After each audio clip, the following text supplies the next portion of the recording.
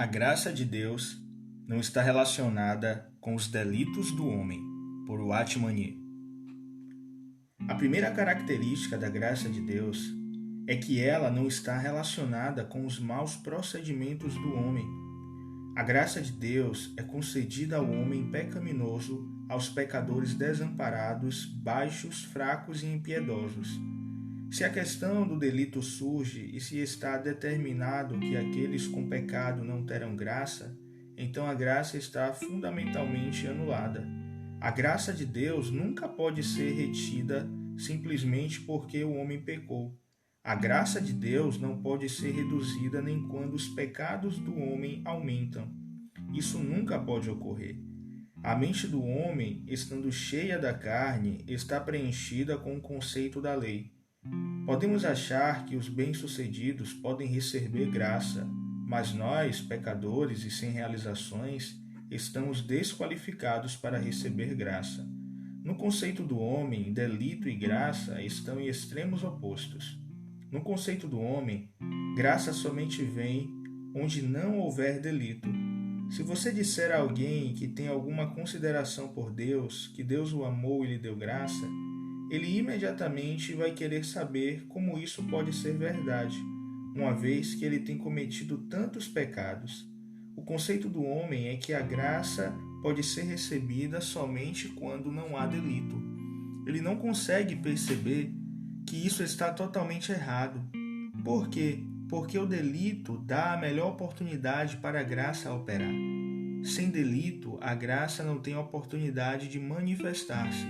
Além de ser incapaz de impedir a graça, o delito é a condição necessária à graça ser manifestada. Da mesma forma, nossa insuficiência diante do Senhor não é um impedimento para a graça. Pelo contrário, a nossa pobreza é uma condição para recebermos graça. Se não estivermos muito pobres, não estaremos desejosos de receber graça. Todo domingo de manhã, há 8 ou 9 mendigos em nosso local de reuniões.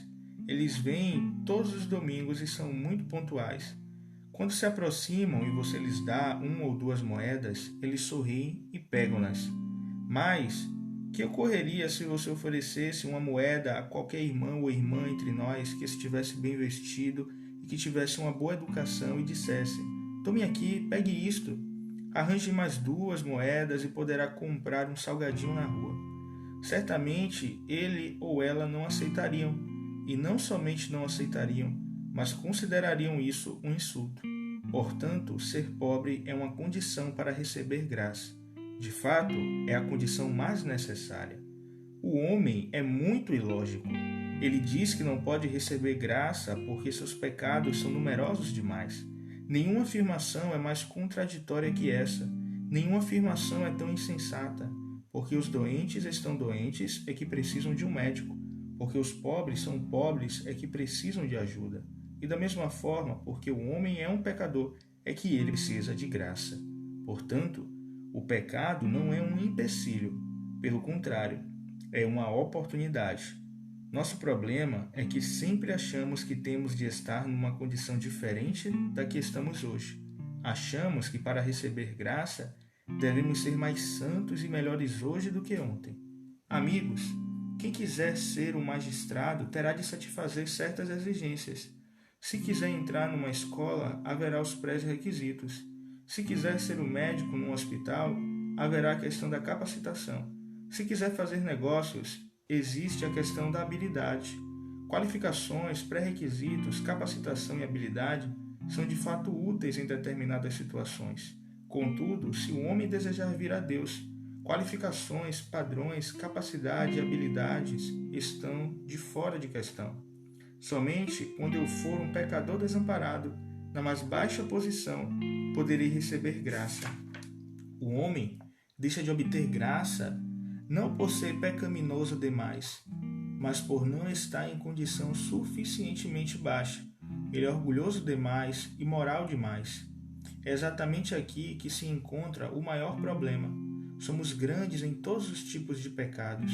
Ao mesmo tempo, somos muito grandes no pecado do orgulho. Por um lado, temos uma necessidade absoluta. Por outro, o terreno em que nos encontramos não é aquele no qual podemos receber a graça de que necessitamos. Isso ocorre exclusivamente por causa do nosso orgulho. Romanos 5,20 diz-nos que onde abundou o pecado, superabundou a graça. A palavra de Deus mostra-nos que onde estiver o pecado, ali estará também a graça. Onde o pecado abundar, não que ele tenha realmente abundado, pois todos os homens pecam semelhantemente, mas onde o pecado tenha se manifestado mais abundantemente, a graça de Deus abunda ainda mais. A palavra abundar, na linguagem original, tem a ver com a ideia de transbordar. Não sei se você já esteve à beira-mar ou à margem de um rio. Quando a maré alta vem, uma marca é deixada na praia ou margem, mas se vier uma enchente, esta ultrapassa a marca. Quando a água alcança a marca, dizemos que há somente uma elevação normal da maré, mas se a água sobe acima da marca, há uma enchente. Isso é o que significa abundar. O pecado é tão grande, mas a graça é maior e até mesmo cobre o pecado. Aleluia! O pecado é grande, mas a graça é ainda maior e cobre o pecado. Esta é a graça de Deus. O homem tem um estranho conceito de que para receber graça deve estar sem pecado ou delito. Mas isso não existe. Embora nossos delitos sejam muito sérios e possam elevar-se muito, a graça de Deus se eleva ainda mais. Uma vez que a graça de Deus está aqui para lidar com o problema dos delitos, os delitos não são mais um problema. Qual é a essência da graça de Deus? A graça de Deus é simplesmente Deus vindo à posição do pecador para tomar sobre si a consequência dos pecados do pecador. Por favor, lembre-se da definição que demos antes, que graça é Deus trabalhando em favor do homem.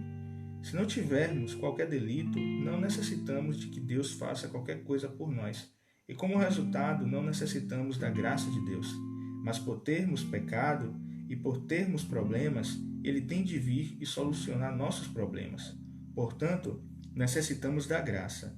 Se eu digo, uma vez que pequei, não posso receber graça, é como dizer, por estar doente demais, estou muito envergonhado para ver o médico. Eu o verei quando minha temperatura tiver baixado um pouco. Visto que não há tal paciente no mundo, tampouco deve haver tal pecador no mundo. Assim sendo, nossos delitos são a condição para recebermos a graça de Deus. Uma vez que o problema do pecado é cuidado por Deus, e já que Ele toma a responsabilidade de lidar com os nossos delitos, qualquer pecado que tenhamos, seja grande ou pequeno, não constitui problema diante de Deus.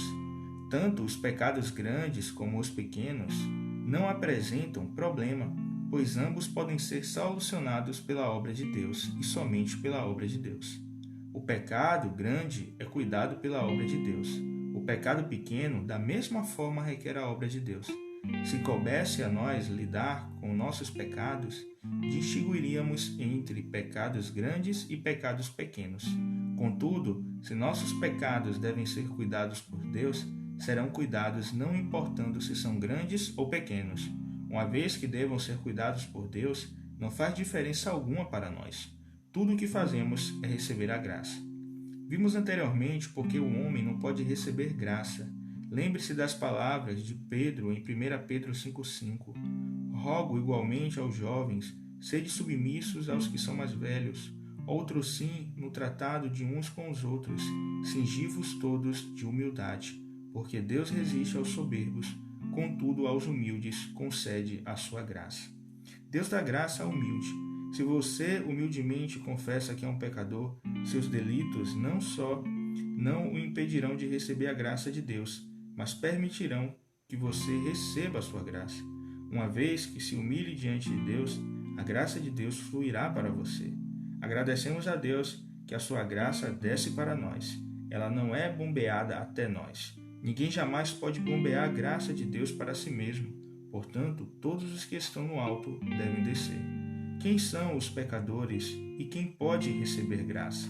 A Bíblia mostra-nos claramente em Romanos 3, versículos 23 e 24, que todos pecaram, mas todos os que pecaram são justificados gratuitamente por sua graça.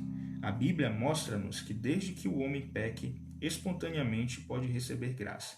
Sem ser pecador, ele não pode receber graça. O homem pensa que quem pecar não pode receber graça.